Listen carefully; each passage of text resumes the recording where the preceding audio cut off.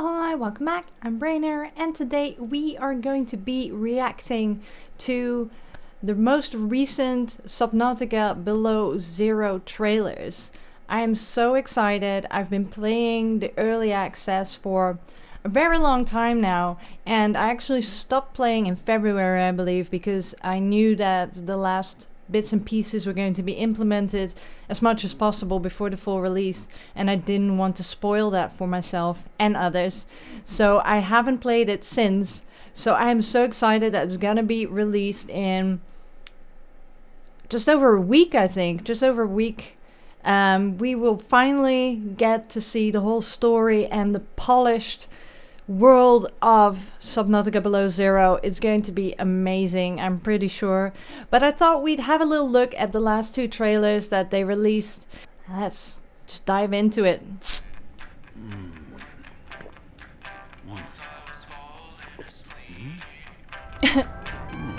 Oh.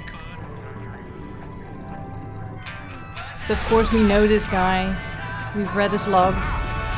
He looks a lot better in the trailer than he does in-game. Day in the life of.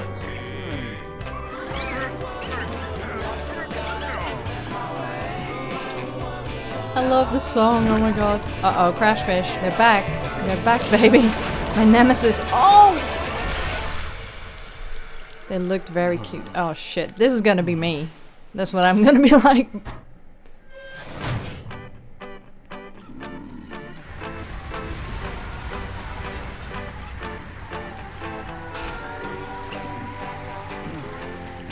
Yeah, it's not easy, is it?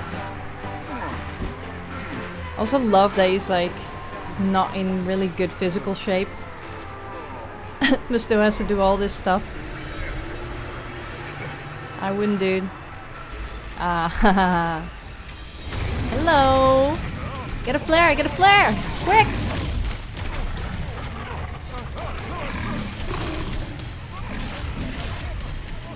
Oh, it looks so good. Glowy mouth. Did their tongues always glow? I don't remember. Heat fruit behind you. Go numb some heat beans.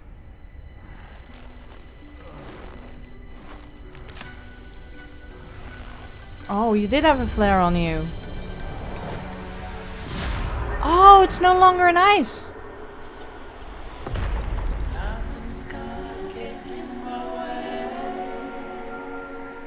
Ooh.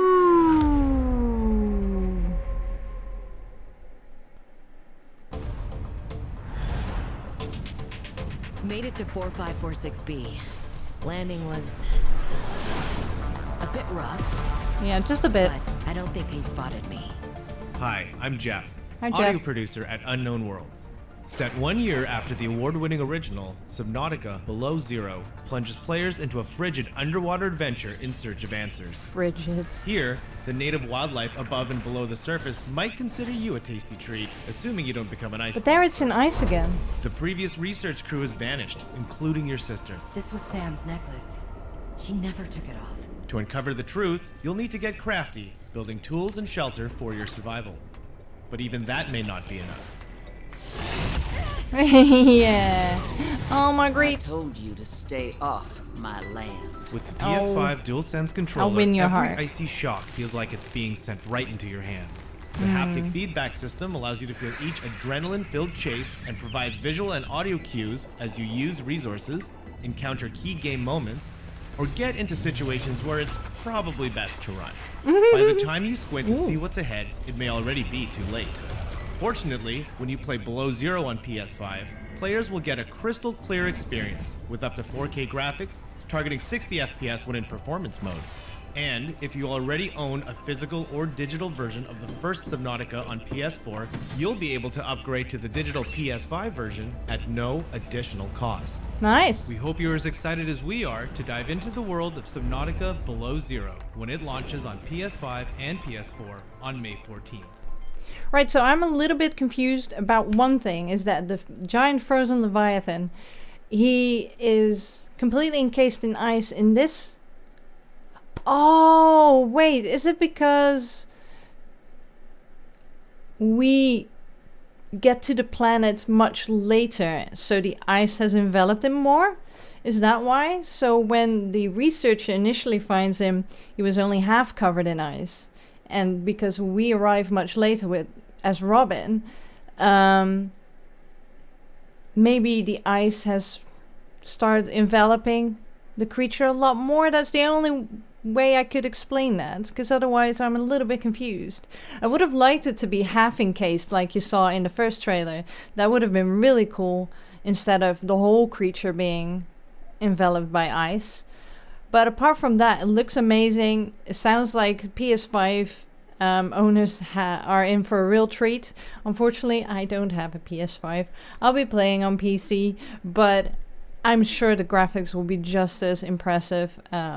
Well, not just as impressive, but for me personally, it will be just as impressive, because I don't know any better. Yeah, and I'm really looking forward to seeing the whole story being fleshed out.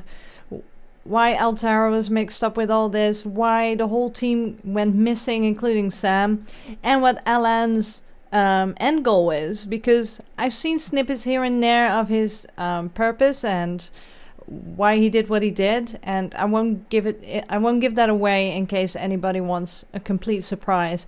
So I am kind of having that in mind and thinking, oh, which way they're gonna play it. And also the Void. I am very, very concerned about what they're gonna stick in the Void, because last time we went to the Void, it had 3 chelicerates in it, and they weren't scary at all. Like, Shelly doesn't really scare me. Maybe they've upgraded her in the meantime and made her more of a threat, but she doesn't really scare me. She looks really cool. Actually, none of the creatures so far really scared me. The thing that scared me the most was going into the deep twisted bridges the first time around, because I don't like being vulnerable when it comes to oxygen or being stuck inside somewhere and things go wrong. But apart from that, I'm really worried about what they're gonna stick in the Void.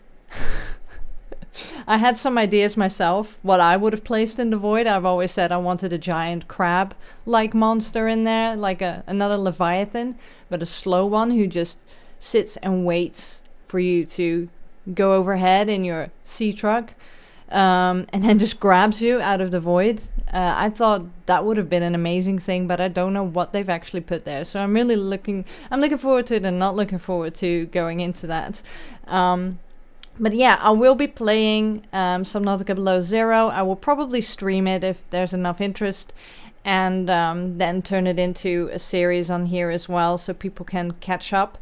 I am playing Subnautica the original at the moment on streams over on Twitch every Monday and Tuesday at the moment, and hopefully we'll complete that entire storyline before we dive into Below Zero, so we're up to date with the world again, with the lore, with the storyline, because a lot of things that have been going on in the original Subnautica come back in Below Zero. It's all connected, so it's really interesting to kind of get reminded again of all the details and all the hints and connections.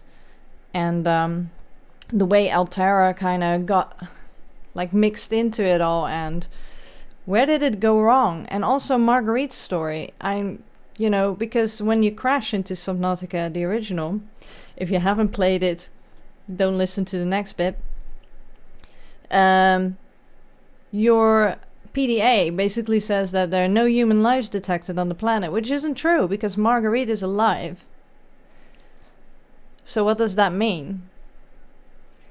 Because you see Marguerite in Below Zero, she stops you at the base and tells you to fuck off, basically. Oh, I will win her heart. I will win her heart.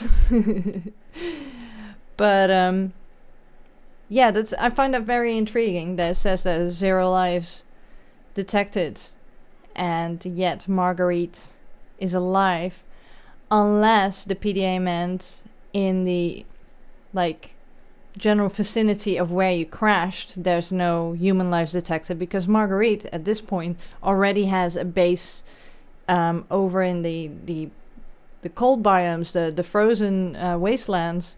She's probably already there because she left the Degassi habitat. So she probably already has a base where we end up in below zero. So that could be an explanation. That's probably gonna be the explanation, I'm guessing. But it is very intriguing to see what her story is and how she's mixed up with Sam and Altera and why she hates Altera so much. Yeah, I'm very much looking forward to seeing the whole story. Why Alan does what he does, why he's the only one survived as well. What his final look's gonna be, because they did give us like a full picture of him towards the end of the early access, but I wasn't too happy with the design. I don't know if anybody else felt that way, but I wasn't very happy with the way he looked. He looked very cool, but if you see the statues of the architects, you kind of expected something, I don't know, a little bit more ethereal. I don't know. I was expecting something more mysterious, and he kind of just reminded me of a, I don't know, a transformer or something. So I hope they updated his looks. Again, he did look very cool. He just didn't fit what I was expecting. But now I know that that's probably the case. And I'm very excited that everything's voice acted as well. I think they kept the same voice actor for Alan.